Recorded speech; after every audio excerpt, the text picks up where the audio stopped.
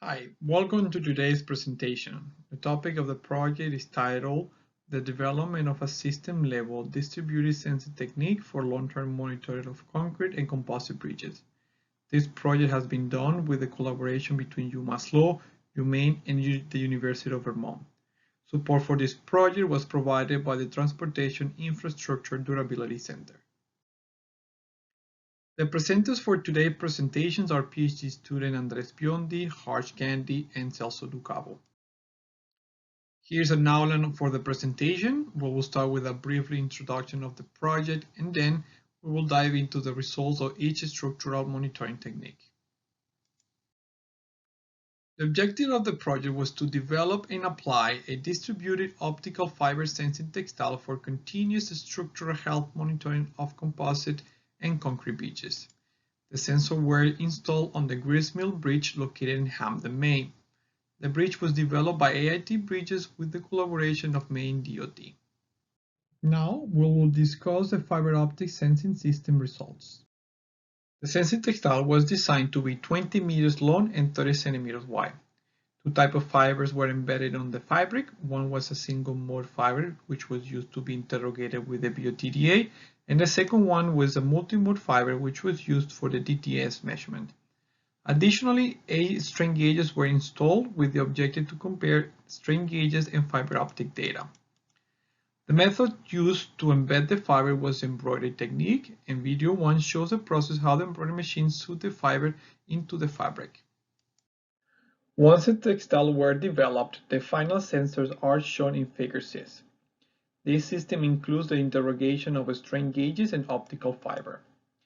The textile was then installed using epoxy, which was applied in 2 different steps. The first layer of epoxy was applied to the floor of the girder. Then the textile was rolled out on top of the epoxy, and a second layer of epoxy was applied on top of the textile. Also, to facilitate the movement inside the girder, a cart was designed and built, which was used for displacement inside the girder. Once the textile were installed, the fiber connectors exited the girder using a hole located below the girder. These fibers were then connected to the DTS and BOTDA interrogation system. Once the girder were installed, 2 different loading tests were performed, one on December 30, 2020, and the second on December 31, 2020. During the test on December 30, 3 trucks were used as loading. They were located on locations A, B, and C. At each location, BOTDA data was collected for girder 1, and the results are shown in the figures below. 2 main points can be highlighted from these results. The first is a positive strain. This is expected since the fiber experienced tension 4 during the loading conditions. The second takeaway corresponds to the 2 half sine waves. This happened because the fiber is installed using a U-shaped design, which means there are 2 sections of the fiber experiencing similar response. For the test on December 31st, 4 trucks were used as loading. The loads were placed on 2 locations. The first was on the side of the bridge, right above girder 1, and the second location was above the block center line of the bridge. Again, data was collected using BOTDI, and figure 12 and 13 showed the fiber response to the load. We observed similar response to the previous day test. Also, the data collected when the load was located above girder 1 showed the highest strain measurement. This is what we expected to see since the load is greater on girder 1 when the 4 trucks are placed on the side of the bridge. When we compare the different data set collected on both dates, we can conclude the following.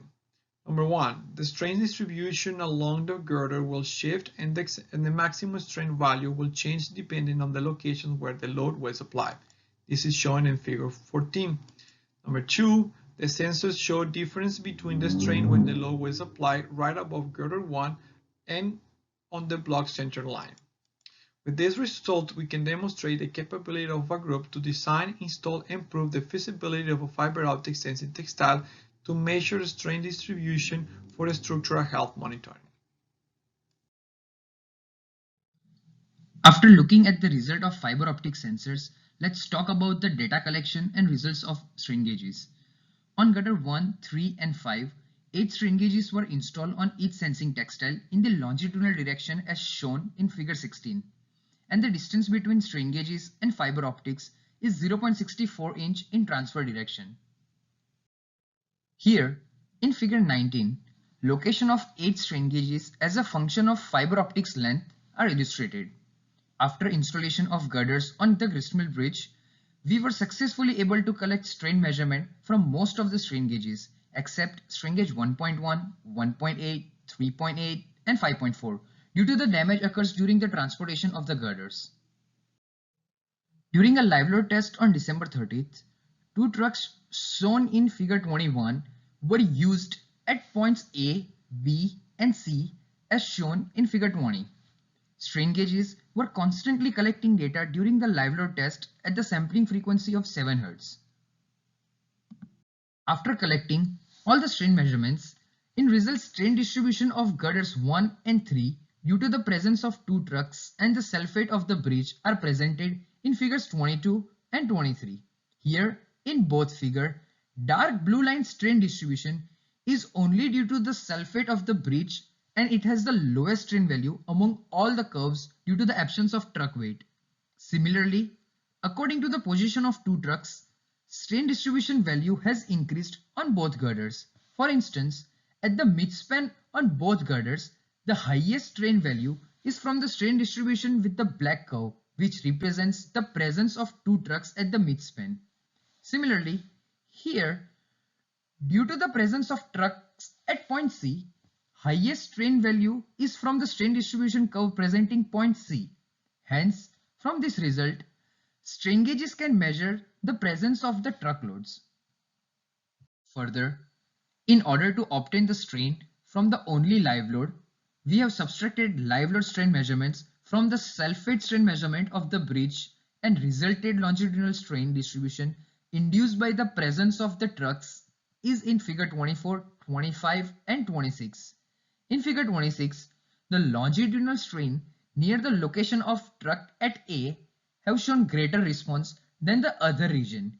Similarly, as truck move forward to the point B, strain gauges near this region have higher response than the other parts, and the same behavior of the strain gauges carry forwarded when the truck move to point C. Hence, strain gauges have shown greater response near the location of trucks along the bridge, and the highest longitudinal strain on girder 3 due to 125 kip heavy trucks have measured 214 microstrain. After looking at both strain gauges and fiber optic sensors result, strain distribution comparison of girder 1 due to the live load test has been illustrated in figure 27 to 29 based on the location of the truck. Here in figure 29, the strain gauges and the fiber optic sensors have shown the similar strain response close to the location of the trucks. The strain distribution of both sensors have alike shapes. Similarly, in figure 28, most strain results from the fiber optic sensors and the strain gauges are in a good agreement with each other, except strain gauge 1.7. There are differences in measured strain value between the strain gauges and the fiber optic sensors due to the following result. First, the spatial resolution of the fiber optic sensors is 3.28 feet, where the strain gauges have only 0.013 feet of spatial resolution as shown in figure 30. Second, the location of fiber optic sensors and the strain gauges have 0.6 inch distance in transfer direction. Hence, both the sensors were not measuring the strain value at the exact same location. And the third, the strain coefficient of the fiber optic sensors is not determined by the experimentation. Hence, strain values from the fiber optic sensors may be overestimated. Strain gauges have also measured the dynamic loading response on the gristmill bridge, where truck passes the bridge at 2 different speeds, 20 and 30 mph per hour. Figures 31 and 33 shows the time domain response of the strain measurement, and we can clearly see the spikes in both figures when truck passes the bridge. Model frequencies of the bridge was calculated by converting time domain data to frequency domain for both speeds immediately after truck passes the bridge until the particular time period. Figures 32 and 34 shows the model frequencies of the bridge when truck passes at 30 and 20 mph respectively. Hence, from this result we can conclude that strain gauges can also use to determine the dynamic response. Hello, my name is Celso, and after Harsh's presentation on the strain gauge for static and dynamic loading, I'm going to talk a little bit about the video camera sensing techniques for dynamic loading. Starting with the motivation for non-contact sensing, its main advantage compared to traditional sensing technique is that camera-based sensing technique does not require any preparation before the test. You just must find a good location that you can have a good field of view of the structure and then just record the data. The main constraint for this test was that the best location was a temporary pedestrian bridge that was built on the side of the main bridge that was also susceptible to the vibration, leading to possible mistakes on the measurement. The solution found for this case was create a portable system to monitor the ground vibration using Raspberry Pi. So then we can collect the data and then compensate for possible mistakes that was due to the vibration of the ground instead of the vibration of the bridge.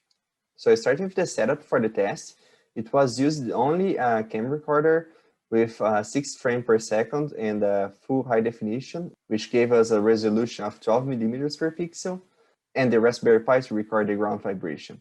As you can see in figure 36, there is the camera located on the temporary bridge, and here on 36A we can see the field of view of the bridge. In figure 35 we can see the setup for the Raspberry Pi. In figure 37, then, we can see the results of the ground vibration. As you can see, the vibration has a very low value on the order of 0.1 meters per second square. And then when we get the frequency response of this ground motion, we can see that's basically white noise with a very low amplitude below 0.01, which led us to believe that there was no ground vibration. And then we could use only the data that was collected from the camera. So after collecting the data, we can then apply phase-based motion magnification to see movement that are too subtle to see on naked eyes. And we also can apply bandpass filters to see the response of the bridge at each certain frequencies. So here we have 4 different videos magnified at different frequency ranges. We can see, for example, for the first video, magnification around 0.2 to 0.4 Hertz, giving a peak at 0.32. Which is basically the bending caused by the truck excitation. So you can see in the video that after the truck passes, the bridge will bend down, bend up, and then stop. The other videos shows wave propagations at different frequencies due to the excitation as well. Later, it can be compared the mode shapes of the bridge, and if there is any change on the mode shape, it can be associated with damage. To obtain the response of the bridge, it was used then phase-based motion extraction, which allows us to select any region of interest in the structure. For this case, it was used the midspan of the bridge since one of the strain gauges was placed at this position. In addition, using the frames of the video, we can know exactly where the truck was passing down to the fraction of seconds.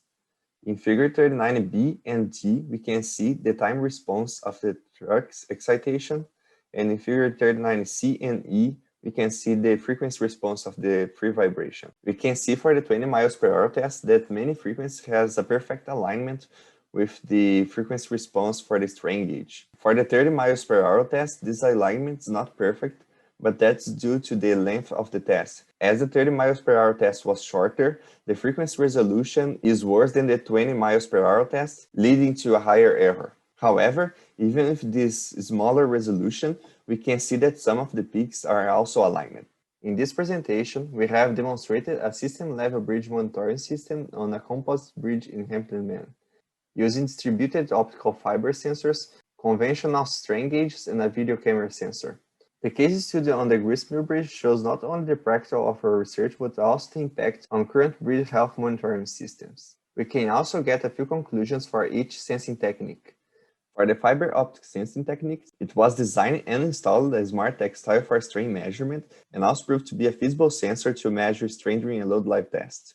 For the strain gauge sensing technique, it shows that in addition for the static loading, it also has the capability for dynamic test loading and potential for location of the input. For the camera-based sensing technique, it successfully tracks dynamic motion during a live load test, and also it has the same accuracy as the strain gauge, proving to be a portable and cost-efficient system to extract the full field dynamic information of the structure, that then can be complementary as the other traditional sensing techniques for breed monitoring systems.